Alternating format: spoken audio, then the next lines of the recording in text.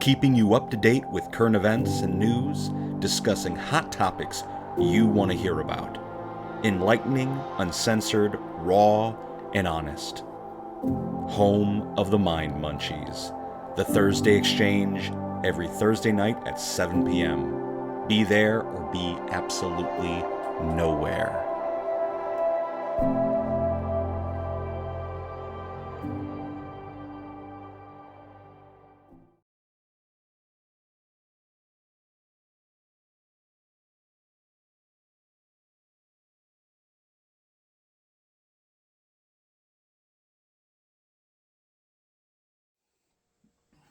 Hello, everyone.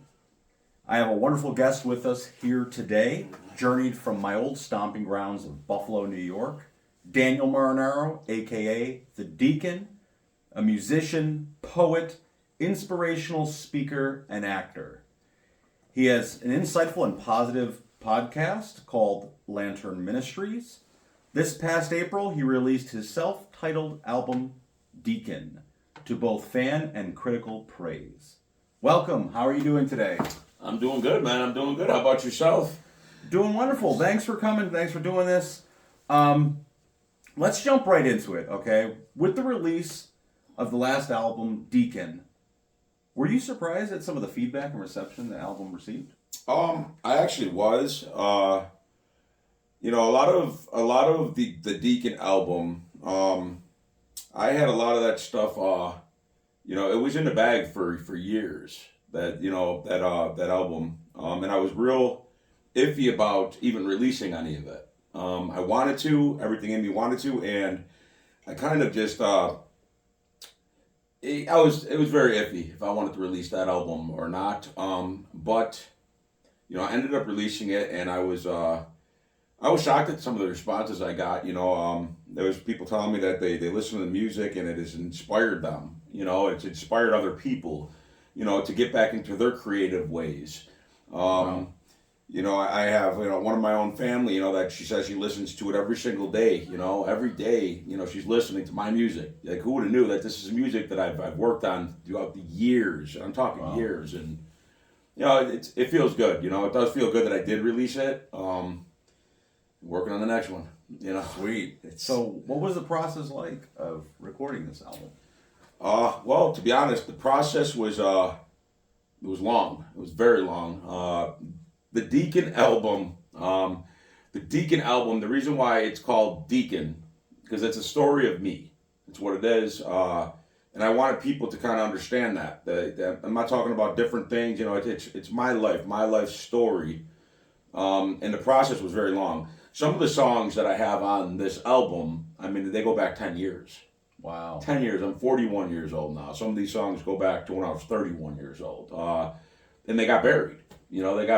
And I wanted to be able to get it out there. It was just difficult, and within that 10 years to actually get it out the way I wanted to originally 10 years ago.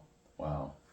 So when you came out with this album now, you got 10 years in the mix of creating the content. Did you find it challenging to create a message that you still believed in when you first wrote those songs 10 years ago till now when releasing it? It's funny that you say that. The material that is on the Deacon album is so very relevant, for things, that people are going through today. Situations that people go through today. It was very relevant, which I was very surprised when I kind of started digging back into things, and I was like, this stuff it's still relevant. The style is still relevant. It's not like, back in the days, you'd hear like the 90s style hip hop. It's not like that. Yeah. It's very up to date, even 10 years ago. So maybe I was ahead of the game. I don't know. But yeah, I guess if that's answering your question. It's just interesting, when you have a project that's 10 years old. I can go back to some of the films that I've worked on 10 years ago. And the sentiment I had back then and the mindset I had back then is not the same as it is today. Oh, okay, yeah. So, like, me releasing some of that stuff I released then, I would probably hold back a little. You know, I feel like sometimes the older we get, the more held back we are with, like, I don't want people to see this, or Yeah. I don't, maybe those internal thoughts I don't want people to know. Yeah, and I get that. I guess I don't care. I don't care at times about those things. That people I don't want to like hide who I am ever. And if I did it back then, I want them to know now. I want them to know now the things I've done back then, the wrongs I've done. I believe that the wrongs, the rights, the addictions, all those things make me who I am today. You know what I mean? That's So I wanted to release a lot of that stuff. But I mean, you are right. When it comes down to the person I was 10 years ago, is that the person I am now? No. It's just not the person I am today. And that's why there is a second album coming. Wow. Well, before we get ahead of ourselves and get in the album, I want to jump into the podcast a little bit. I mean, you've been working on your podcast now for a little over a year. You're getting viewership that's growing consistently. Tell us a little bit about that for people that know nothing about Lantern Ministries. Let them know a little bit about it. Well, Lantern Ministry started about maybe a year and a half ago, going on a year and a half. And it kind of started in a very dark, depressing place. Period. I was very depressed. I contemplated a lot of things in those times. I just had major surgeries done on my legs that altered my whole entire, the things that I can and cannot do. I mean, and that's a fact. And I was in a portion of my life where I didn't know what to do with myself anymore. I mean, I had no idea. I couldn't go back. I couldn't go work. I couldn't go back to work. Music really wasn't happening, a year and a half ago. It just wasn't. And I started praying a lot, that God would kind of allow me to see something that I can do that is beneficial to myself and to others. The Lord put it on my heart, that I did a lot of service, at St. Luke's Mission of Mercy. That's at east side of Buffalo, serving people. And the Lord said, I want you to serve people this way now. Do it through, podcast. And I watched a ton of podcasts, that I would watch tons of different podcasts, and I started really thinking that I really should do this, and just, so I kind of pushed at it, and the feedback's been amazing. I mean, and it helps me. And I tell my audience that all the time, like, as much as like people look forward to seeing me, like, drop an episode, I look forward to hearing them. Like, it helps me. It helps me to continue to go forward. And that's so important, for anybody watching. You got to stay persistent, move forward, no matter what the situations may look like.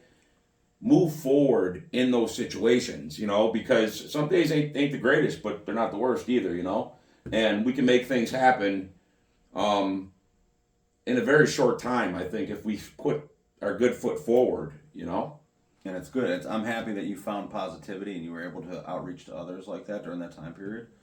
Very inspirational. Getting involved in something like that, putting yourself out there, it's challenging in itself. And I can imagine there being a lot of walls and barriers you had to break through.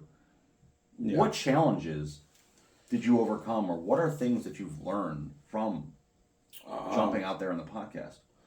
Right off the jump, it was patience. I had to be patient with myself. There's no doubt. When I came out, a year and a half ago on Lantern Ministry, it was something different. It doesn't look the way it looked then, I was a little embarrassed, of the setup that I put up, but the Lord kept telling me, like, I got to keep going with it. I have to keep going. Start small and go there with it. And I started to become more patient with myself. So I started learning a lot of patience. And I also started to learn about other people, other people's situations. And I guess, certain things that I may have been saying may have been affecting them in different ways. And I kind of learned through this year and a half, this process, certain ways, to communicate with people and to communicate what I'm saying, so they understand, like that I hear them, that I hear what they're saying. And I also go through very similar things, you know what I mean? And I want my audience always to know that I'm just like them. I'm no different. I'm no different than any other person that's, all the viewers, I'm the same, I'm just like them, I'm one of them, I guess, those are the things I kind of could look at, in that situation. A lot of patience I've learned and how to deal with people a little bit better. What would you say that your ultimate goal is of Lantern Ministry then? Something I'm gonna stick with this because I've said it. I've said it since day one with Lantern Ministry. I've told my audience this.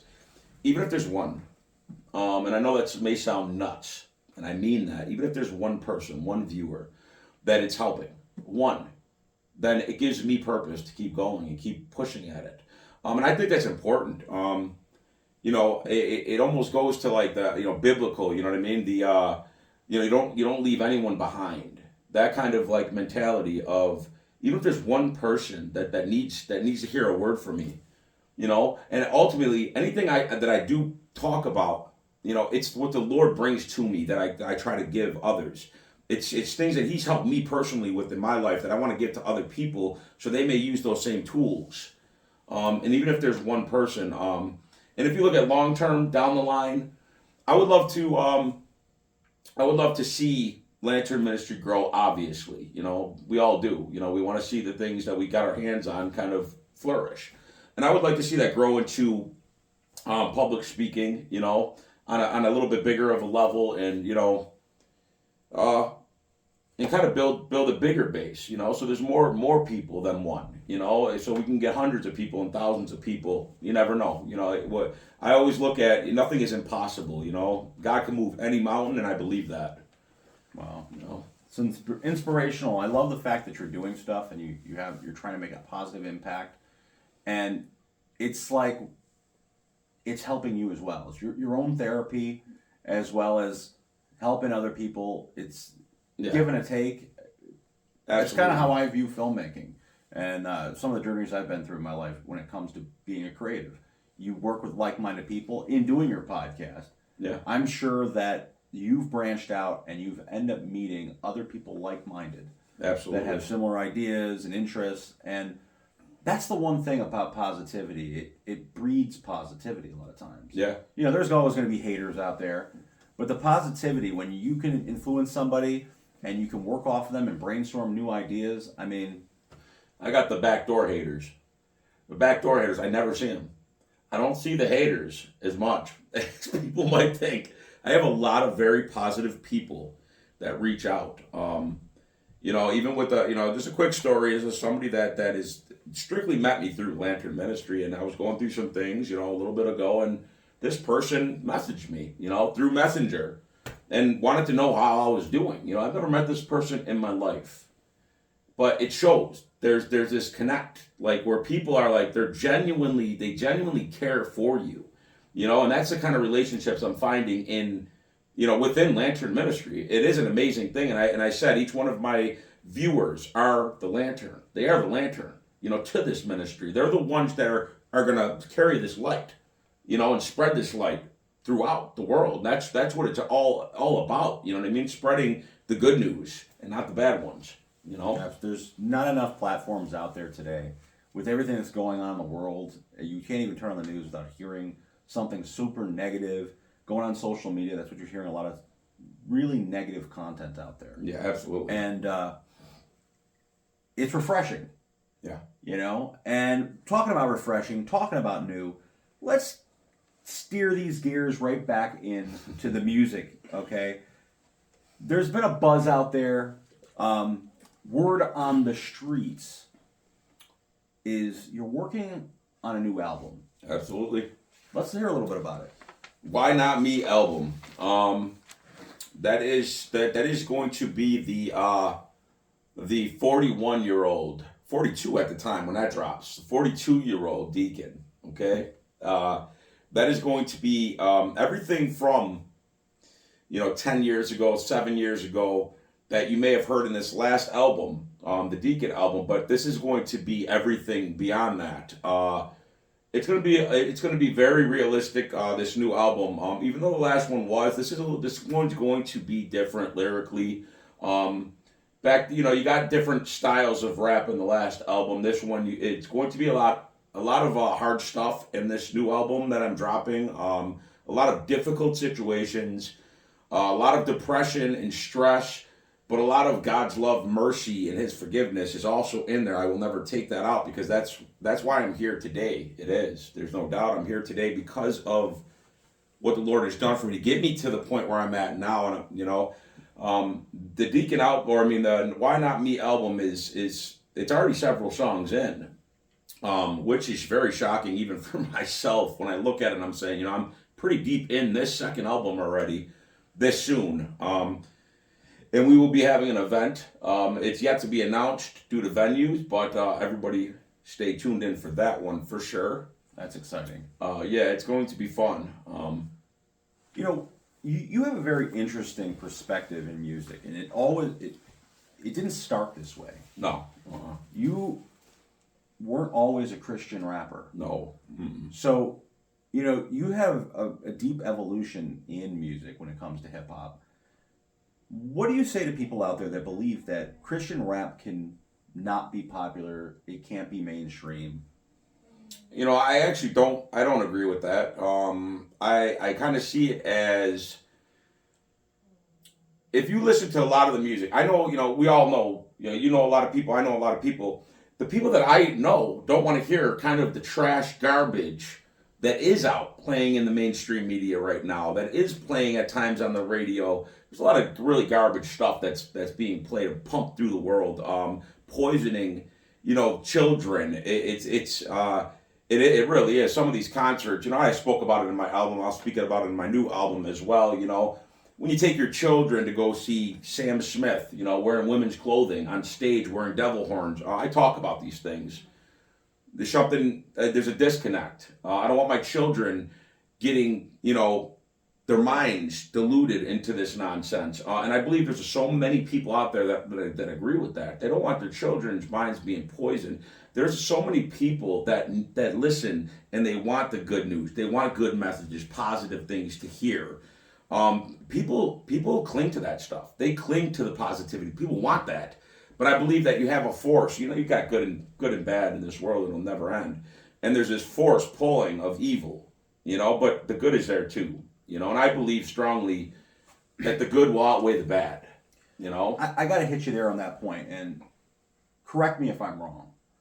When you talk about the positive and the negative, that's the misconception that I think a lot of people don't understand about Christian rap.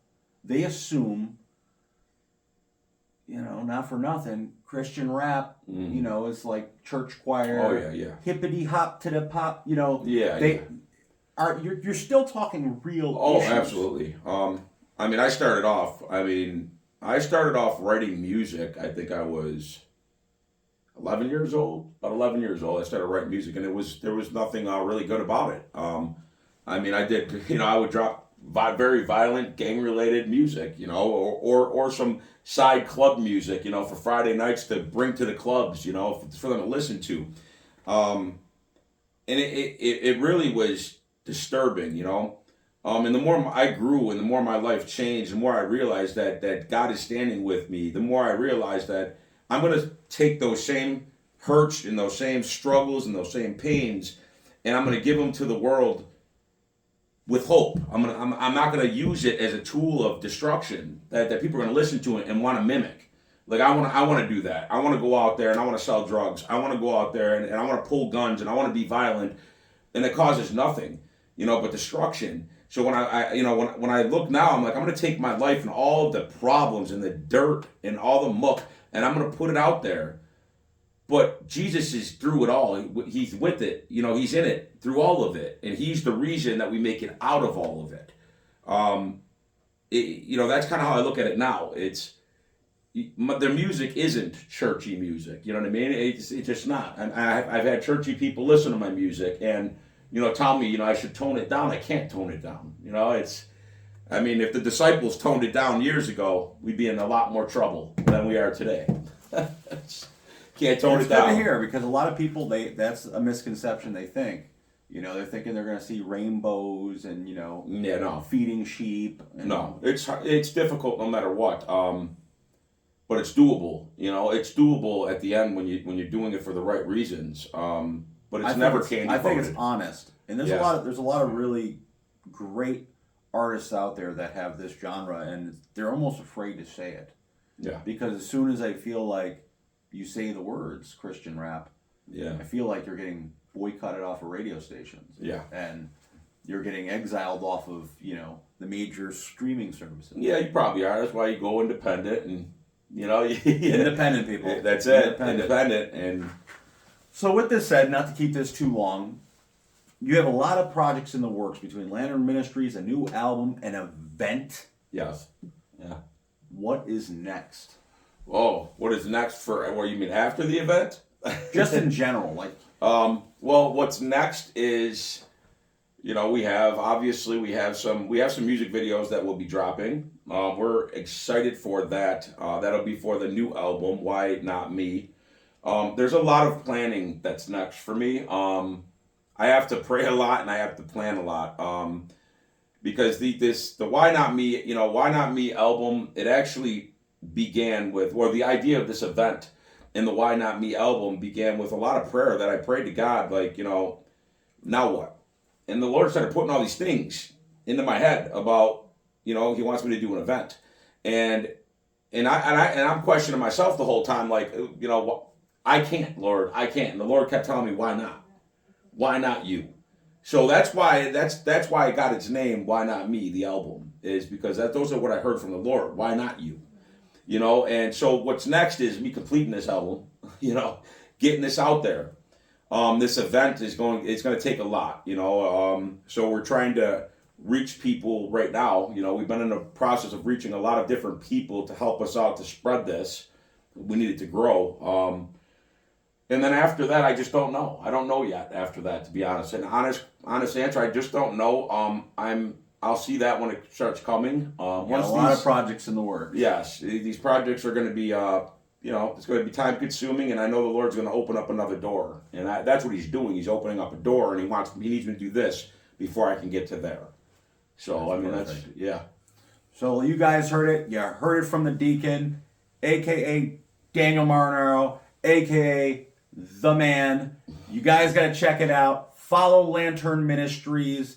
Follow the Thursday Exchange, people. We love you. Stay tuned. Peace out.